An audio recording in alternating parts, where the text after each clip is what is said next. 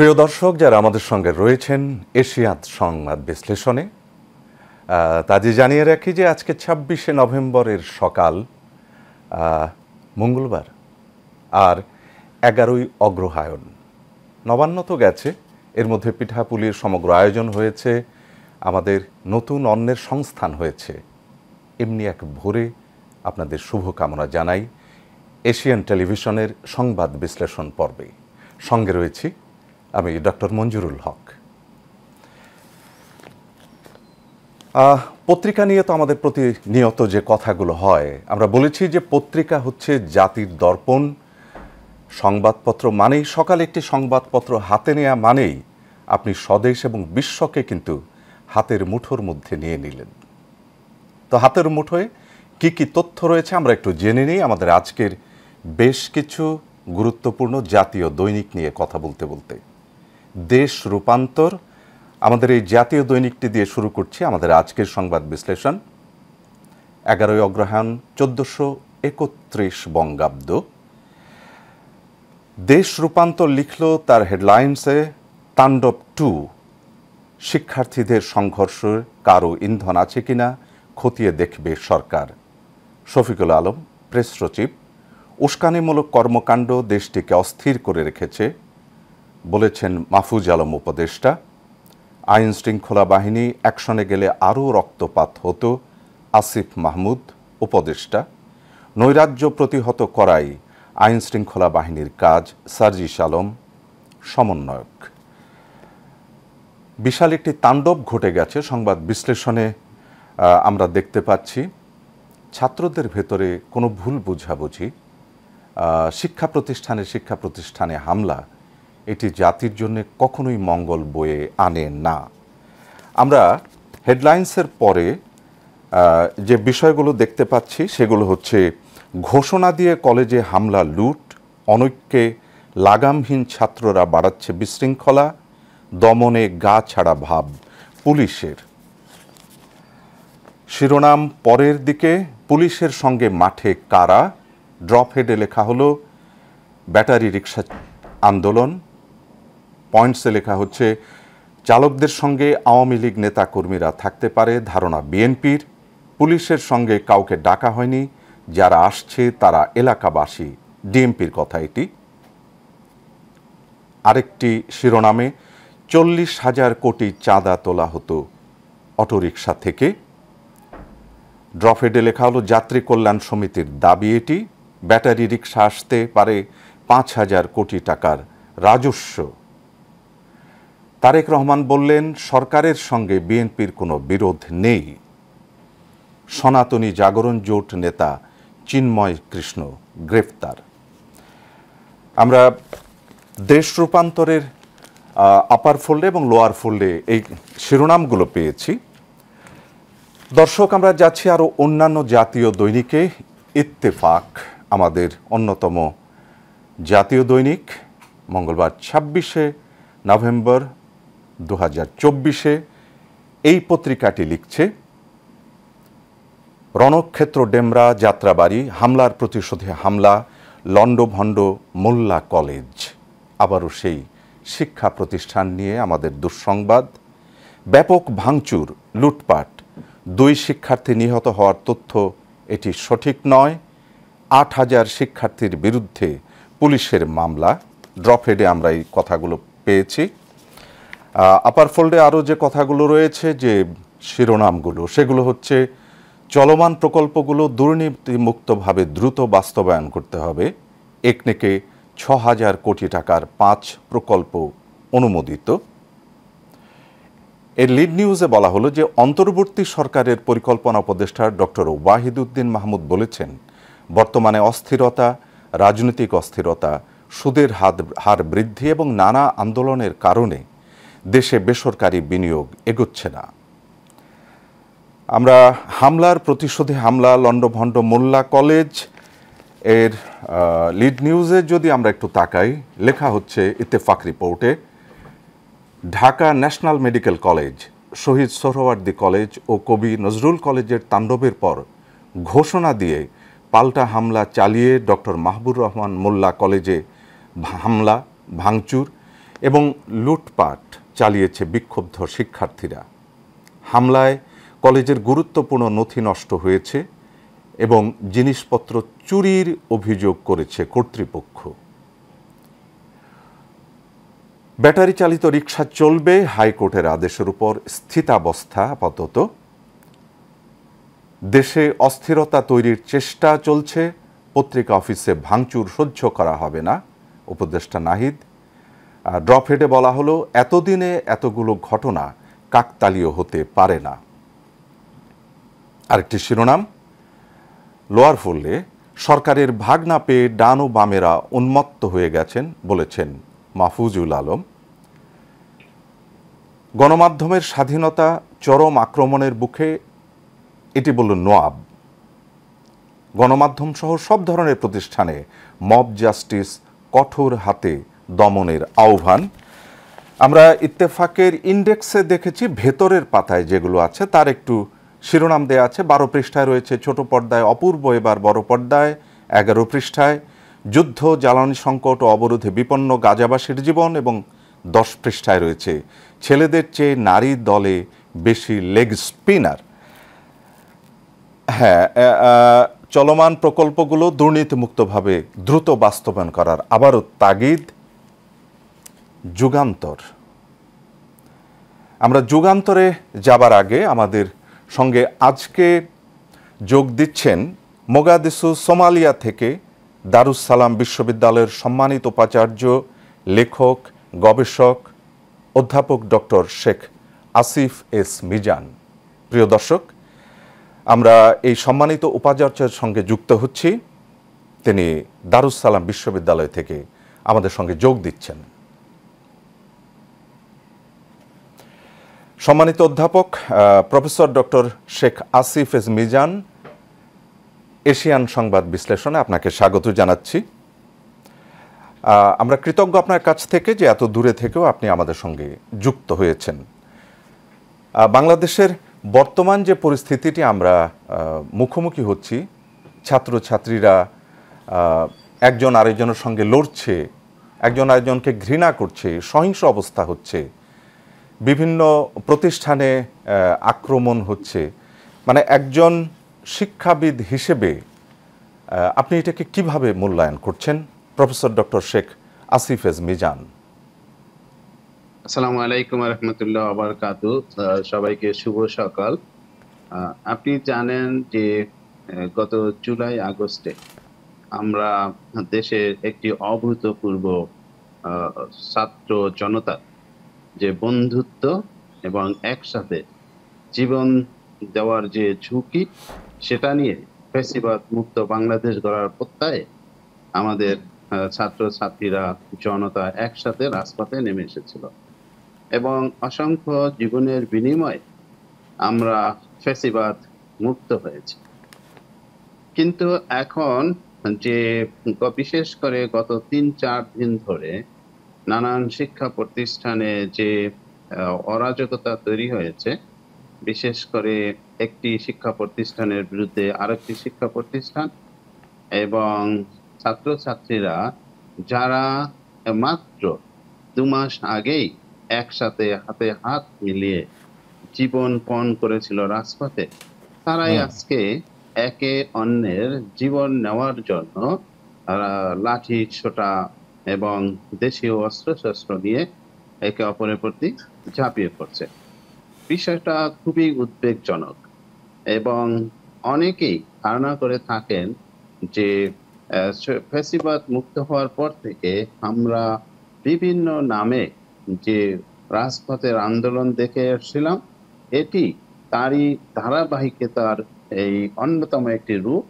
এবং আপনি জানেন যে কদিন আগেও, 2 দিন আগে রাতে যে ঢাকা বিশ্ববিদ্যালয় এলাকায়, শাহবাগ এলাকায় যে ঋণ দেওয়ার নামে লক্ষ লক্ষ মানুষকে হাজির করার যে অপচেষ্টা করা হয়েছিল, ঠিক একইভাবে শোনা যাচ্ছে যে এই ছাত্রছাত্রীদেরকে, বিশেষ করে ছাত্রদেরকে বিভিন্ন অপশক্তি তারা টাকা পয়সা দিয়ে এবং নানান রকম প্রলুব্ধ করেছে, তাদেরকে সুযোগ সুবিধা, অবৈধ সুযোগ সুবিধা দেওয়ার কথা বলে এবং নগদ দক্ষিণা দিয়ে তাদেরকে আসলে নামিয়েছে। এবং আমরা অবাক বিস্ময়ে লক্ষ্য করলাম যে সরকার এই ক্ষেত্রে যে যথাযথ ব্যবস্থা সেটি কিন্তু সরকার নিতে পুরোপুরি ব্যর্থ হয়েছে। এখন যদি আমরা বলি যে সরকারের কি সেই সক্ষমতা ছিল না, ইতিমধ্যে আপনি দেখবেন যে সরকারের সংশ্লিষ্ট উপদেষ্টা এবং প্রেস সচিব তারা বিবৃতি দিয়েছে।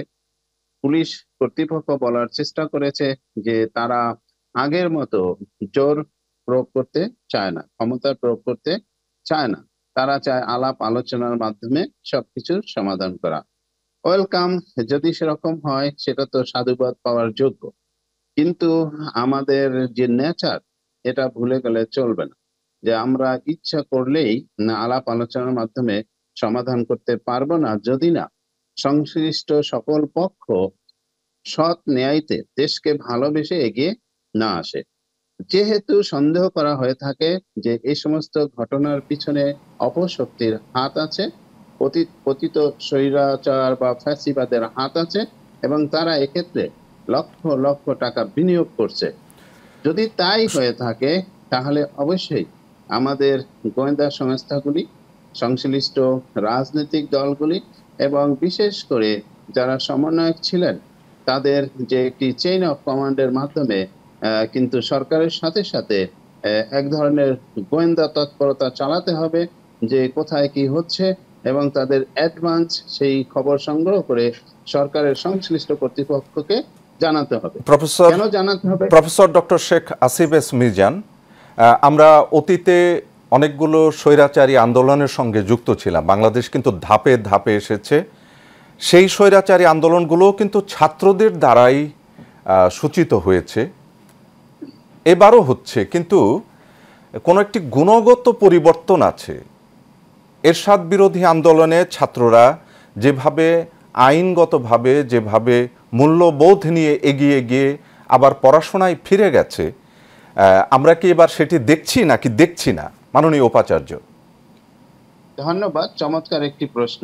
আপনারা জানেন বাংলাদেশের যে সকল বিশেষ বিশেষ অর্জন সবকিছুতে রয়েছে ছাত্রদের বিশেষ অবদান। তারা জীবন দিয়ে এই অর্জনগুলি আমাদেরকে এনে দিয়েছে। কিন্তু অবশ্যই এবারের আন্দোলনে বিশেষ গুণগত দিক হলো এই যে আমরা চোখের সামনে দেখলাম যে আমাদের ছেলেমেয়েরা তাদের বুলেটকে উপেক্ষা করে রাজপথে দাঁড়িয়ে গিয়েছে।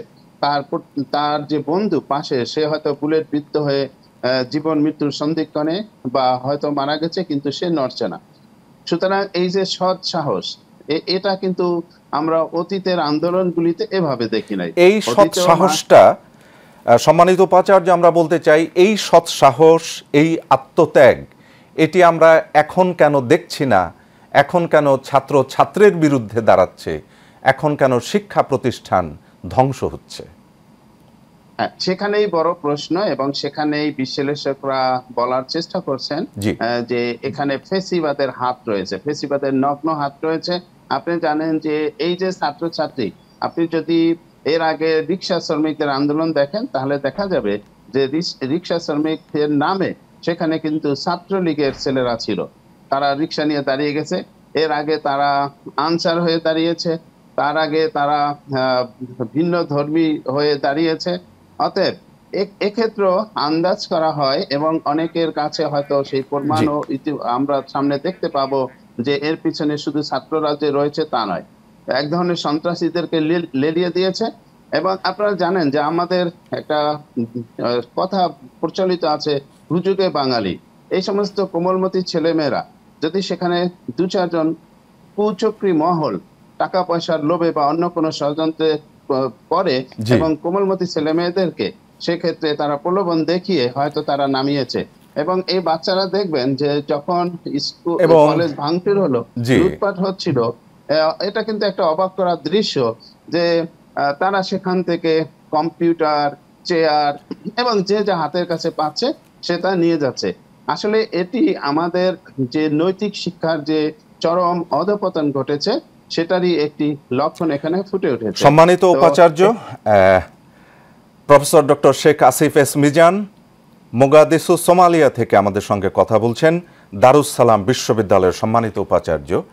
Professor doctor Sheikh Asif S Mizan, আপনাকে অসংখ্য ধন্যবাদ আজকের এই সকালে আমাদের সঙ্গে বাংলাদেশের এই সকালে এশিয়ান টেলিভিশনের সংবাদ বিশ্লেষণে যোগ দেবার জন্যে। প্রিয় দর্শক, আমরা শেষ কথাটি শুনলাম যে আমাদের মূল্যবোধের বোধহয় একটু অবক্ষয় তৈরি হচ্ছে, যেটি থেকে আমাদের বেরিয়ে যেতে হবে। আমরা নিশ্চয়ই পারব। আমরা যুগান্তরে ফিরব, তার আগে একটা ছোট্ট বিরতি আছি আবারও আমাদের অনুষ্ঠানে।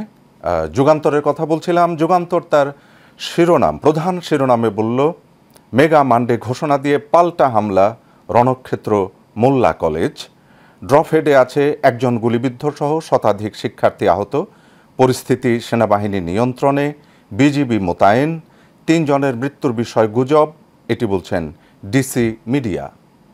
একেবারে ডান দিকে একটি শিরোনাম, সেখানে ভোগান্তিতে সাধারণ মানুষ, রাজধানী যেন এখন দাবির শহর। ব্যাটারি চালিত রিকশা আপাতত চলবে, হাইকোর্টের আদেশে 1 মাসের স্থিতাবস্থা। এই ছিল প্রধান শিরোনামের উপরের অংশ।